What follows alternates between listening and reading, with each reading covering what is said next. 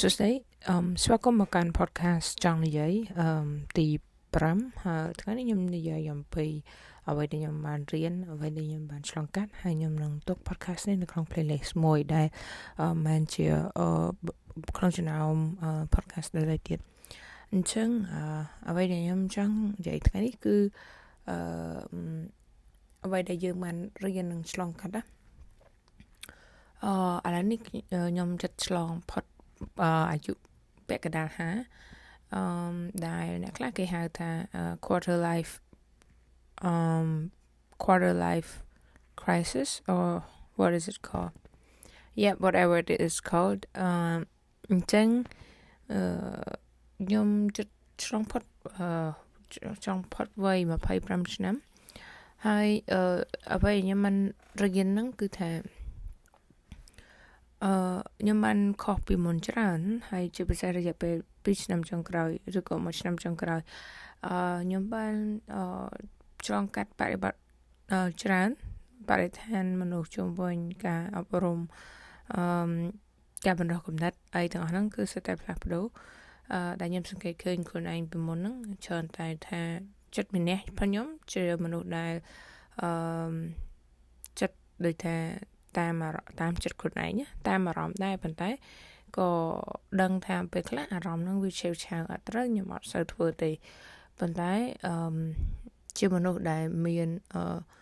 ចិត្តអាចថាចិត្តច្រើនក៏បានដែរចិត្តច្រើនតែចិត្តមានះអញ្ចឹងខ្ញុំប្រើភាពមកជាមួយរបស់ខ្ញុំដែលជាចិត្តមានះហ្នឹងប្រើឲ្យត្រូវក្បួនគឺថា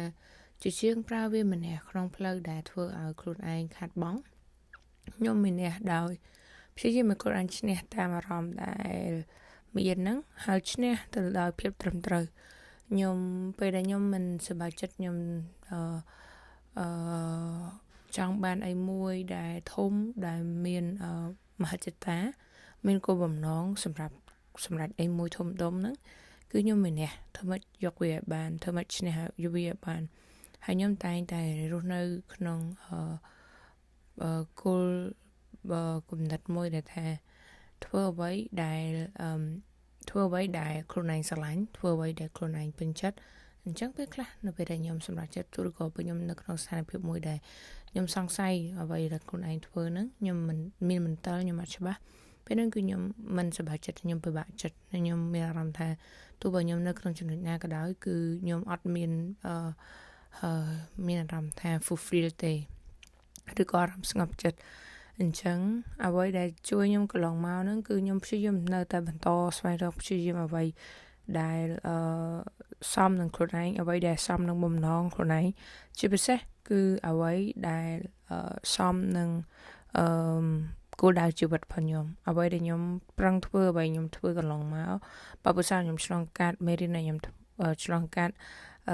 បបិសាទាំងសបាយទាំងការទុកទាំងជំនះនៅឧបសគ្គផ្សេង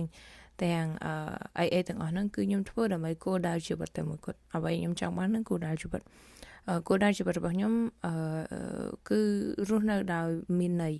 អញ្ចឹងបើសិនជាអ្វីខ្ញុំធ្វើហ្នឹងទោះបីអ្នកដទៃគេគិតថាมันសំខាន់អ្នកដទៃគាត់ថាអត់ន័យគេមិនយល់ក៏អត់បញ្ហាដែរសម្រាប់ខ្ញុំឲ្យតែអ្វីខ្ញុំធ្វើហ្នឹងគឺខ្ញុំខ្លួនឯងយល់ថាវាមានន័យហើយខ្ញុំឲ្យតម្លៃទៅលើជីវិតដែលមានន័យខ្លាំងបំផុតมันសំខាន់ថាមនុស្សរស់នៅក្នុងចំណុចណាធ្វើអ្វីបាន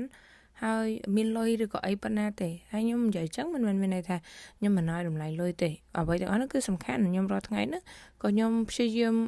ចំណាយពេលព្យាយាមខ្នះខ្នែងរកលុយដែរទោះទន្ទឹមនឹងការរៀនរបស់ខ្ញុំចិន្តាណេទោះបើខ្ញុំមានការឧបត្ថម្ភអីក៏ដោយក៏ខ្ញុំឆ្លៀតព្រោះខ្ញុំយល់ពីតម្លៃនៃធនធានទាំងអស់ហ្នឹងប៉ុន្តែធនធានទាំងអស់ហ្នឹងគឺយើងចង់បានវាដើម្បីសម្រេចគោលដៅផងយើងវាមិនមែនជាend goal ទេមិនជាគោលដៅចង់បញ្ចប់ទេមិនតែមានលុយហើយគឺគ្រប់ទេមានលុយហ្នឹងគឺដើម្បីសម្រេចអ្វីផ្សេងទៀតដែលយើងចង់ធ្វើនេះគឺជាគោលដៅ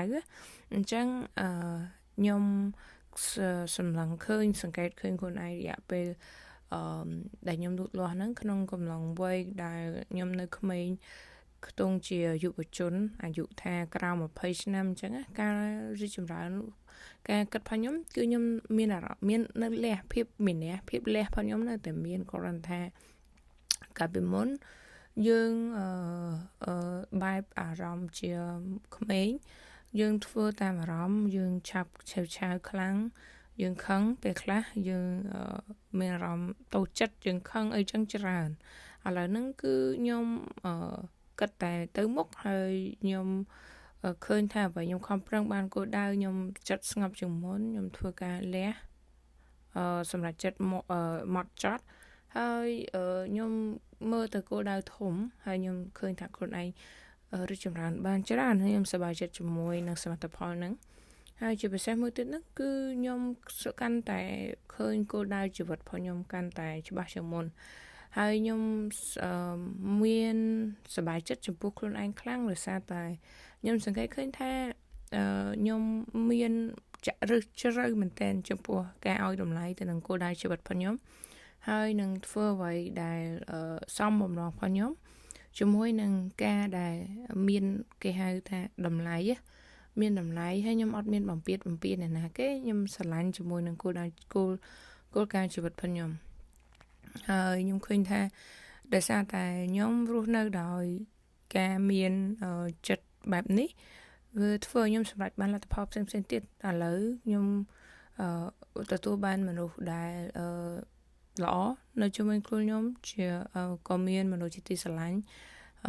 ដែលខ្ញុំអាចពឹងពាក់បានដែលខ្ញុំអាច